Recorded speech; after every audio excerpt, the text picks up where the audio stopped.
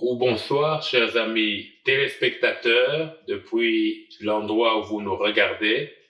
Nous sommes heureux de vous accueillir pour ce nouveau numéro de Tête à Tête. J'ai le plaisir de recevoir sur ce plateau le pasteur Théodore Kangem. Oui. Bonjour, pasteur. Bonjour, pasteur, et merci de m'avoir invité. C'est un plaisir. Alors, nous sommes heureux d'être avec l'homme de Dieu. Je vais vous demander en quelques mots de vous présenter à nos amis qui nous regardent.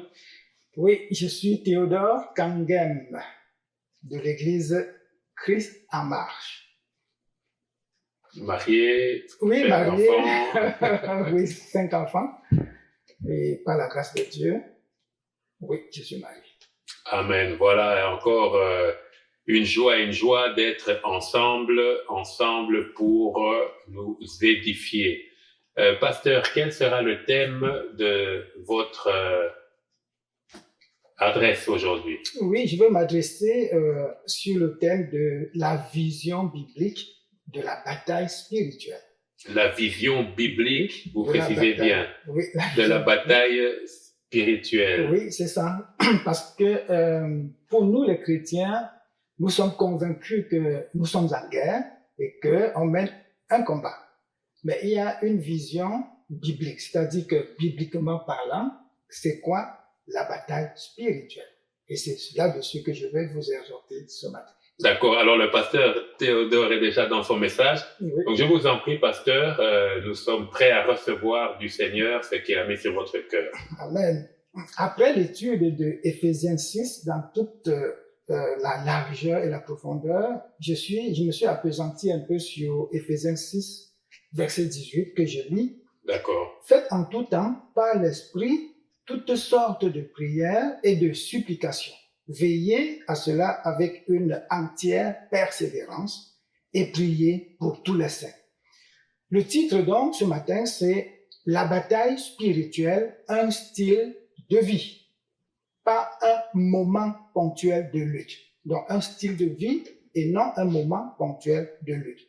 Parce que lorsque nous regardons Éphésiens 6, chaque fois qu'on dit Éphésiens 6, tout le monde, tout chrétien averti qui a lu sa parole, la Bible, dit « Ah, le combat spirituel », parce que c'est un sujet abordé par Paul, il appelle l'armure du chrétien. Mais il n'a jamais dit lui-même la bataille spirituelle. Donc les exégètes, les théologiens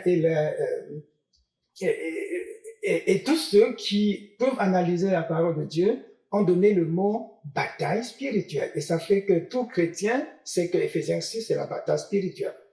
Par contre, comme l'apôtre Paul lui-même n'a pas parlé de bataille spirituelle, on se demande, est-ce que c'est le seul chapitre de Paul qui parle de la bataille spirituelle? La réponse est forcément non. Parce qu'on a d'autres versets dans la parole de Dieu qui parlent de la bataille spirituelle. Lorsqu'on regarde dans Matthieu 26, vous pouvez le dire. Hein? Je peux le lire. Oui, Matthieu 26, au verset 41. Veillez et priez afin que vous ne tombiez pas dans la tentation. L'esprit est bien disposé, mais la chair est faible. Est-ce qu'on voit ici que c'est une bataille? Oui, on se prépare pour une bataille. Dans Marc 14, verset 38, veillez et priez afin que vous ne tombiez pas en tentation. Tentation, ça veut dire il y a bataille. Ça, c'est bataille. L'esprit est bien disposé, mais la chair est faible. On voit ici qu'effectivement, on prépare la guerre. On est en guerre. Mais puisque je dis et je veux le démontrer que bibliquement parlant, la bataille spirituelle ne veut pas dire comme dans le naturel, un militaire doit s'habiller, mettre son casque, et on parle de casque de salut. Tout à fait, oui. Tout ça, on voit directement l'armée que nous rencontrons tous les jours dans la vie. Donc, ils ont le chapeau, ils ont l'arme, et on dit, ah oui, mais nous menons une bataille spirituelle. Alors, dans la vie de tous les jours, c'est comme si on doit avoir des versets bibliques stockés quelque part dans notre mémoire. Quand le danger vient, on sort le verset biblique pour présenter. Non, Paul nous parle d'un style de vie, et c'est dans plusieurs versets de la Bible, on peut le voir. Combattre, oui, mais dans le Seigneur. Alors, le pasteur Théodore est parti avec le turbo et je pense que Dieu veut nous amener quelque part. Bataille spirituelle, c'est dans la parole de Dieu. il y a plusieurs versets dont l'apôtre Paul a parlé, et c'est d'abord un style de vie.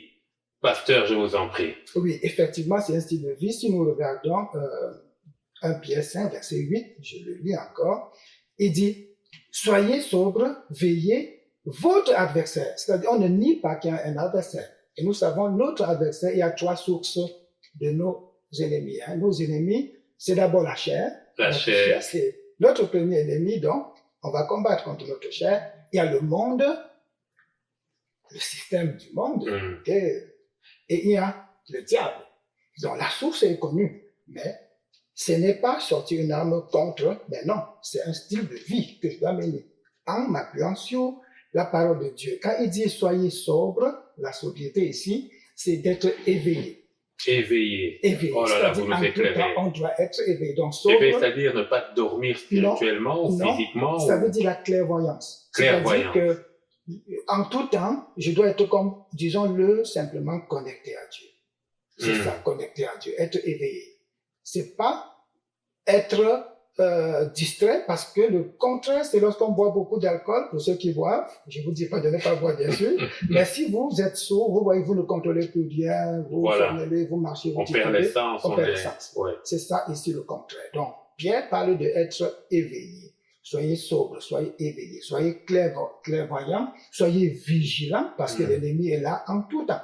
Il n'est pas là seulement quand on a des problèmes financiers, quand la femme te stresse ou l'homme stresse la femme, alors, ou quand l'église a besoin de prière, il est là en tout temps. En tout temps. Et comment combattre un ennemi qui est toujours là?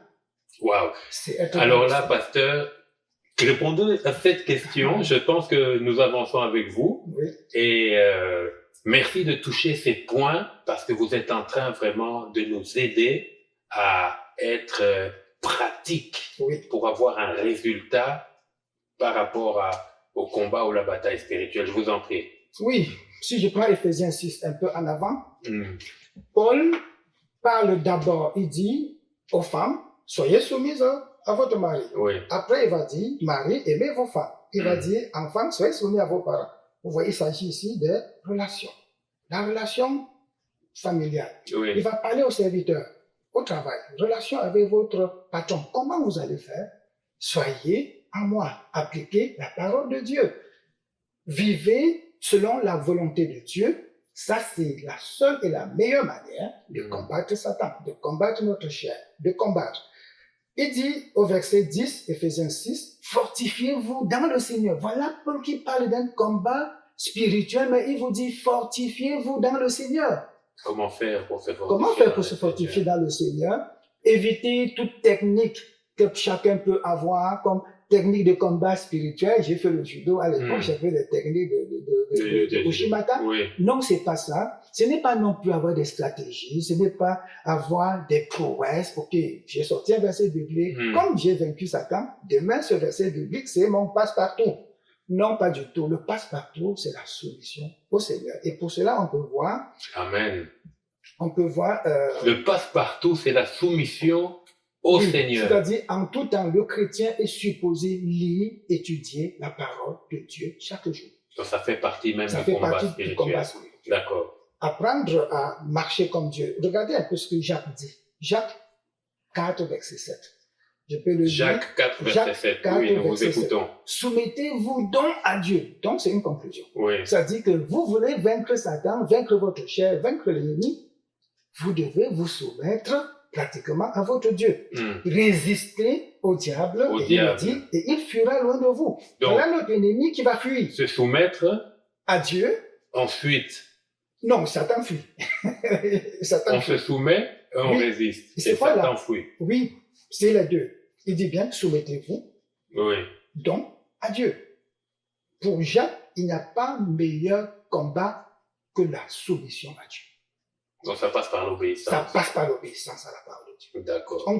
On obéit à la parole de Dieu, Satan fuit, il dit bien, et il fuit loin de nous. Parce que la résistance à Satan, ce n'est pas se lever et dire, Satan, tu es venu, voilà, je te brandis quelque chose. Non, on peut dire, mais Jésus a fait comment? Il a sorti la parole quand Satan l'a attaqué, il a dit, il est écrit, il est écrit, il est écrit. Vous voyez, c'est comme si c'était des formules à retenir.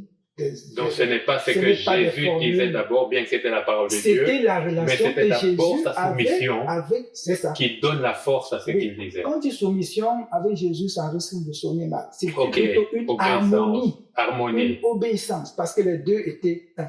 Il n'y a Tout à pas fait. trois dieux là. Mm. Ils étaient un. Ils vivaient tellement en harmonie que, et on voit Jésus qui on va dire se soumettre pour rester dans le contexte aussi. Mais Jésus qui obéit, qui fait ce que le Père dit. Là, il a la victoire. Donc, plusieurs croient que Jésus a eu la victoire à cause des mots. Il est écrit. Il a cité, il est écrit, je crois, 4 ou 6 fois. Plusieurs personnes aujourd'hui croient que je vaincrai Satan parce que je lui dirai, hé Satan, il est écrit, je suis la tête et non la queue. Mais non. Alors qu'il n'est pas soumis, Il ou n'est pas elle soumis n'est à pas Dieu. soumise. Il n'est pas soumis à Ok, Dieu. Ça n'a aucun sens. Donc, formidable. c'est un style de vie. Un Regardez style un de peu vie. ce que Romain dit. Hein. Paul, au Romains 7, versets 23 et 24, il dit, je vois dans mes membres une autre loi qui lutte contre la loi de mon entendement. Mm. Vous voyez, il y a Dites-nous deux un lois. peu, éclaircissez-nous un Ok, peu. rapidement. En une minute, parce que là, Oui. il y a en Paul, c'est-à-dire en nous, les ouais. hommes, il y a deux combats, deux lois. Il y a une loi qui m'amène à pécher, ça se trouve dans mes membres. Il y a une autre loi qui est dans mon esprit, qui combat cette loi-là. Vous voyez que c'est pas Paul qui combat, mais c'est la loi. Et même un autre verset dit, Oui. la loi de l'esprit de vie, je pense dans ce cas-là, m'a affranchi de la loi du péché et de la mort. Vous voyez? Donc, le combat, il est réel, mais ça ne se mène pas comme vous mettons, très souvent. Le combat doit être mené différemment. Donc, le combat est réel, Il est réel. mais comme le titre de votre enseignement le dit, il faut en saisir la perspective biblique. Oui. Déjà, à ce stade de votre adresse, on peut dire que c'est un style de vie. Oui. Et ce n'est pas seulement le fait de brandir la parole de Dieu, Pas du tout. mais il faut être soumis. Il faut être soumis à cette parole, être soumis à Dieu, vivre par elle et y croire. J'en parlais avec quelqu'un il n'y a pas longtemps, il me disait, mais oui, c'est vrai, mais tu veux dire que la Bible n'est pas puissante? Non, elle est puissante. La parole de Dieu est très puissante. Dieu peut l'utiliser en tout temps pour faire ce qu'il veut. Ça, c'est clair, on ne le nie pas. On connaît langue à parler, n'est-ce pas? Oui. Mais on ne peut pas dire que langue à parler. Les âmes vont parler à non, chaque fois. en tout temps, non, il ne va pas parler en tout temps. Ça nous ferait peur, d'ailleurs. Mais nous, les ânes et les chiens commencent à parler. C'est ça, on va fuir, ça c'est sûr. Hein? Le combat, il est réel, mais c'est quoi? Dans la volonté de Dieu, on doit chercher à obéir à Dieu, on doit se soumettre à Dieu. Et comme Jacques a dit, Satan fera loin de nous, on aura la victoire. La victoire appartient à notre Seigneur Jésus-Christ. Pourquoi? Parce que c'est lui qui a la puissance pour vaincre. Est-ce que vous savez, Pasteur Daniel et nos chers invités, que si on nous mettait face à face avec Satan, on ne tiendrait même pas une minute. On ne tiendrait pas. De par nous-mêmes, notre nature. Oui. On ne pourrait pas. Alors, on doit se soumettre donc à celui qui a la victoire, celui qui sait combattre. Et même il dit, sans moi, vous ne pouvez rien. C'est tout à fait qui le dit. Oui. Mais on croit que lorsqu'il dit sans moi, vous ne pouvez rien, il est en train de dire, apprenez quelques phrases que j'ai eu à dire et vous aussi allez le dire. Non, c'est pas ça du tout. La lutte est réelle. Ça, c'est sûr. Paul le dit aussi. Il dit, je lutte pour vous dans mes prières. Mais il ne dit pas, je lutte pour dire, j'ai sorti un verset biblique pour aller combattre. Non, il dit, dans la prière. Je m'égosille devant Dieu pour dire, Seigneur, garde-les. Seigneur, protège-les. Seigneur, vous voyez, parce qu'il parle à ce Dieu qui est puissant et qui peut vaincre. J'ai une question à vous poser. Et bien sûr, vous avez la réponse. Au fait, l'évangile qui marche, c'est l'ancien évangile. L'évangile biblique, l'évangile de Christ. De Christ.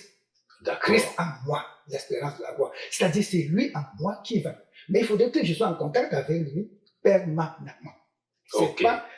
C'est comme vous, là, vous êtes mariés et vous aussi, vous ne marchez pas à un moment donné, vous pensez que vous êtes célibataire. Personne de marié, c'est pas la barbe qui prouve que je suis marié. C'est en moi, je sais que Sorel, Kanguin est ma femme. Je le sais en tout temps. Le chrétien devrait être en tout temps conscient. Nous saluons votre épouse d'ailleurs. Merci beaucoup, Jésus, parce que le salut.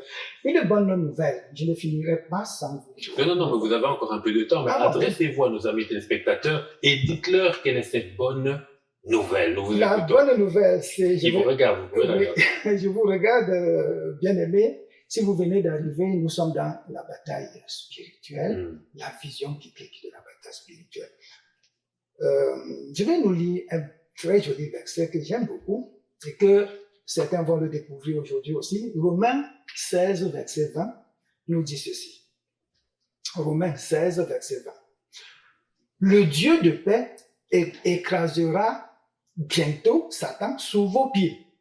Je redis cette partie. Le Dieu de paix écrasera bientôt Satan sous vos pieds. Que la grâce de notre Seigneur Jésus-Christ soit avec vous.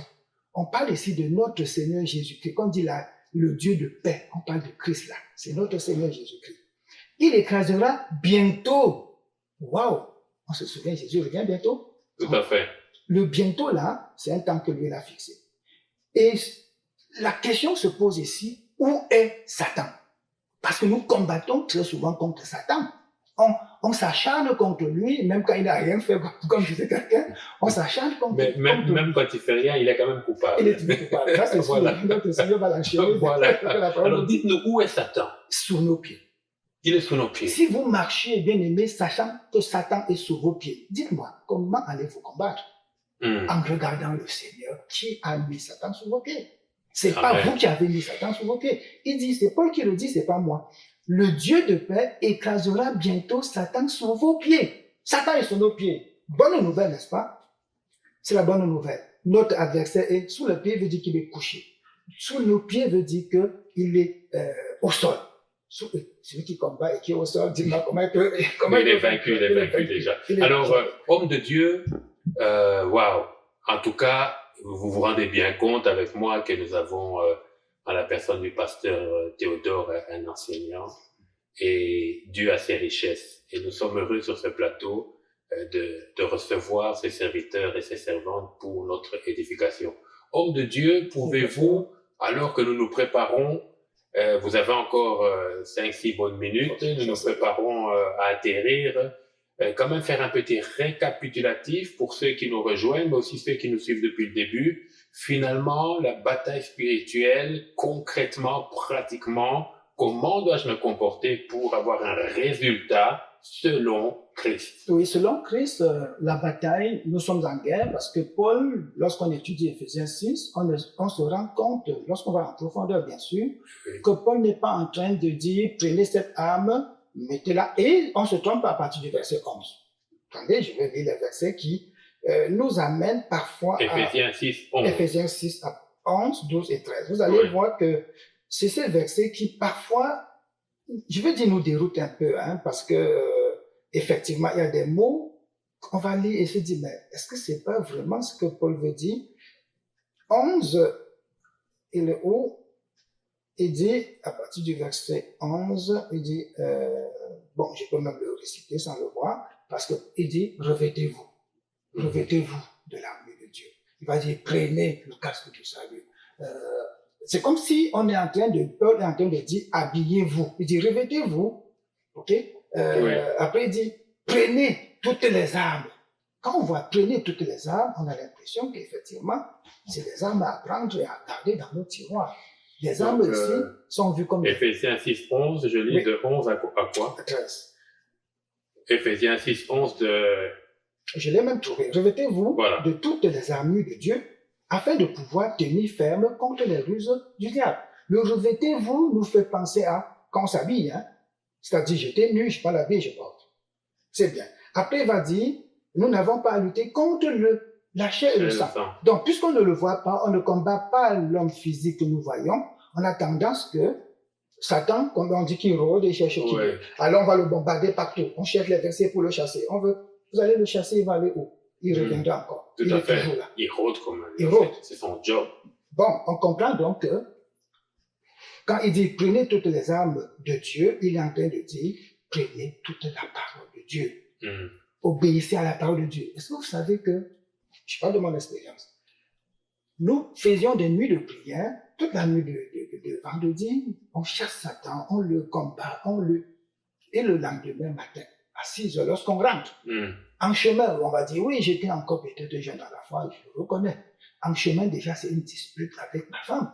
Dans la voiture, on se chamaille.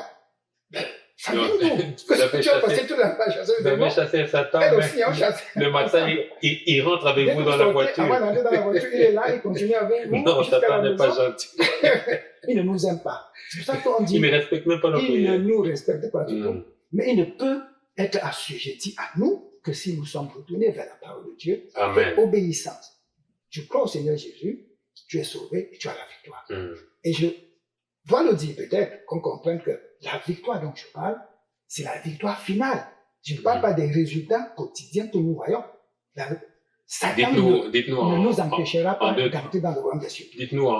Oui, j'aimerais que vous insistiez sur ce point quand vous parlez de victoire finale, parce qu'on a l'impression des fois, dans ce qu'on entend comme prédication, même dans notre vécu en tant que chrétien, que nous sommes censés de n'avoir que des choses des victoires, Oui. que des choses, voilà, tout marche, Oui. alors que Christ nous dit de porter notre croix. Effectivement. Donc, la victoire finale, dites-nous un mot sur ça. La s'il vous victoire plaît. finale, c'est que Nos amis vous regardent. en Jésus-Christ, il nous garantit. Et je dis sans me tromper, c'est la seule chose que Jésus nous garantit, c'est la victoire finale. C'est-à-dire, quiconque croit en moi à la vie éternelle, il entrera dans mon royaume. Ça, c'est ce que Dieu nous garantit.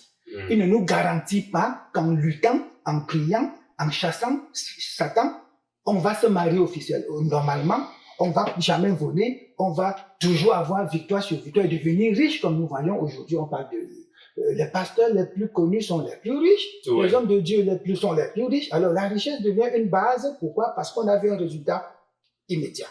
C'est pas comme ça. La victoire que Jésus nous garantit, c'est la vie éternelle. Et vous êtes en train de nous parler de la compréhension biblique.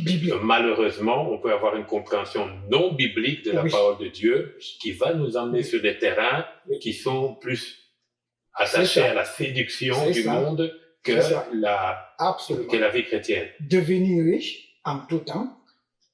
Vous voyez, quand ils ont des jets privés, on fait la publicité, on montre tel pasteur, tel jet privé. Tout le monde croit que il est un grand pasteur parce qu'il a son jet privé, il a beaucoup de maisons, il a beaucoup. Vous voyez, on croit que c'est le résultat de son combat spirituel. C'est faux complètement.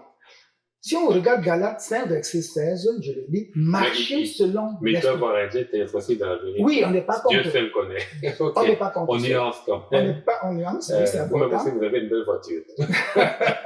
Allez, ça fait un petit séquence. Ça, c'est toi, dis en passant, je ne suis pas contre les richesses. Quand Dieu nous bénit, on peut en dire merci Seigneur. Amen. Mais notre cœur est attaché à lui et non pas à ses matériels.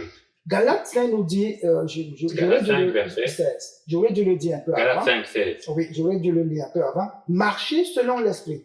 Parce que quand j'ai dit c'est un style de vie, on va dire, mais ça vient d'où ça? J'ai un peu sauté. Là, déjà, on est en train de conclure. Oui. Alors, on a dit d'abord que c'est un style de vie. Et je le prouve avec Galates 5, verset 16. Voilà, et puis vous allez un peu revenir sur les autres éléments qui font que notre combat, notre bataille sera fait dans la perspective. Marchez selon l'esprit et vous n'accomplirez pas les désirs de la chair. On a vu que la chair, c'est un de nos ennemis. Hein. C'est tout à fait. Donc, pour avoir la victoire, il faut marcher selon l'esprit. Et la marche selon l'esprit, on parle de quoi? Un mode de vie continu. Marcher, c'est pas se lever et tomber comme un enfant qui apprend à marcher. Oui. Ça parle de tous les jours. Donc, je reviens à la conclusion en disant comment nous devons donc mener ce combat. C'est un combat indirect. C'est-à-dire, nous avons en face de nous 3 ennemis, sources d'ennemis. Mais nous ne combattons pas frontalement. On ne l'affronte pas comme ça. On l'affronte en allant vers le Seigneur. Notre Seigneur nous donne la parole. Étudions-la. Vivons par elle. Et nous aurons la victoire. Et vivre par elle, c'est tout simplement quand Dieu te dit, Théodore Kangem, pardonne à ton frère. Tu dis, oh Seigneur, c'est trop dur de pardonner. Mais comme tu as dit, Seigneur, je pardonne, tu pleures, tu cries, tu gémis à ce moment-là, jusqu'à ce que tu dis, oh oui Seigneur, j'accepte, je veux pardonner. Tu appelles ton frère, pardonne, je te pardonne. Vous voyez, c'est ça, par là tu auras la victoire. Dieu te dit, réveille-toi le matin et prie pour tête à tête. Tu dis, oh mais non, tête à tête, j'ai pas le temps pour faire tes affaires. Non, Dieu t'a dit, prie, tu pries Seigneur, même 2-3 minutes. C'est ça la solution à Dieu. C'est formidable. C'est toujours un plaisir, une joie que d'avoir des enseignants de la parole qui nous ramènent dans la parole. et pas dans nos attentes à nous, mais dans les attentes que le Seigneur a envers nous.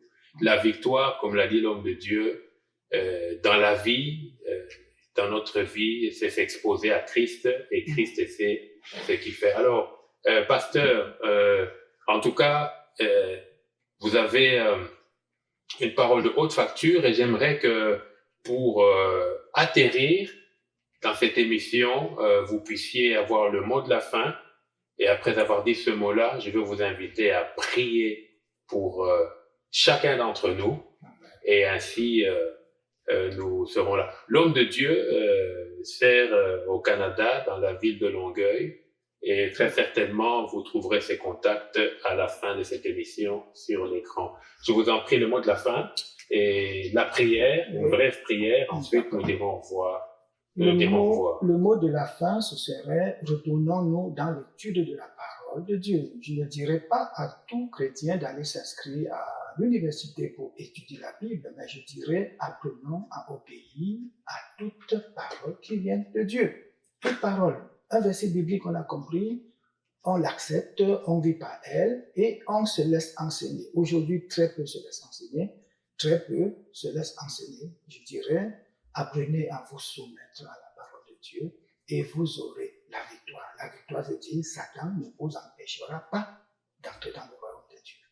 Et c'est évident que le bien matériel, on en a besoin, Dieu nous en donne suffisamment, mais détournez-vous de ceux-là qui brandissent les objets matériels pour prouver la réussite de leur combat spirituel. Non, la vision biblique de ce combat-là, c'est un combat indirect. Nous combattons pour demeurer dans le Seigneur et lui, il combat notre Satan, notre monde, notre chair. C'est lui qui le fait.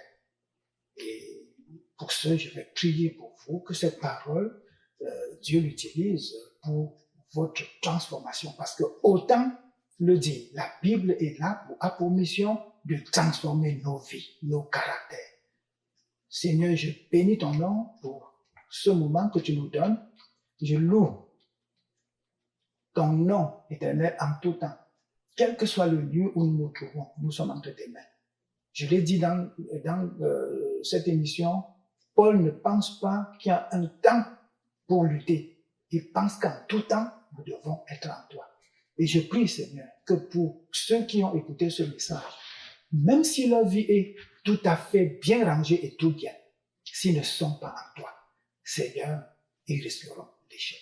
S'ils ne se soumettent pas à toi, ils risqueront l'échec. Je prie, Saint-Esprit, que tu les aides à te connaître, toi, le vrai Christ. Et pour ceux qui te connaissent déjà, Seigneur, qu'ils approfondissent leur connaissance de Dieu dans la parole afin d'être transformés. Nous te bénissons, nous t'adorons, au nom de Jésus. Amen. Amen. Chers amis téléspectateurs, merci pasteur Théodore Kangem. Nous sommes heureux de vous avoir eu sur ce plateau. Ce ne sera pas la dernière fois. Amen. Et chers amis téléspectateurs, il n'y a pas encore grand-chose à dire. Sinon, suivons les directives que le Seigneur nous donne au travers de sa parole. L'homme de Dieu n'a que puisé, il a lu d'ailleurs beaucoup de versets bibliques, son enseignement dans la parole de Dieu. Je vous invite à vous connecter encore pour le prochain numéro à venir de Tête à Tête. Et merci encore, pasteur Théodore. Il n'y a pas de quoi. Et à bientôt. À bientôt. Bye.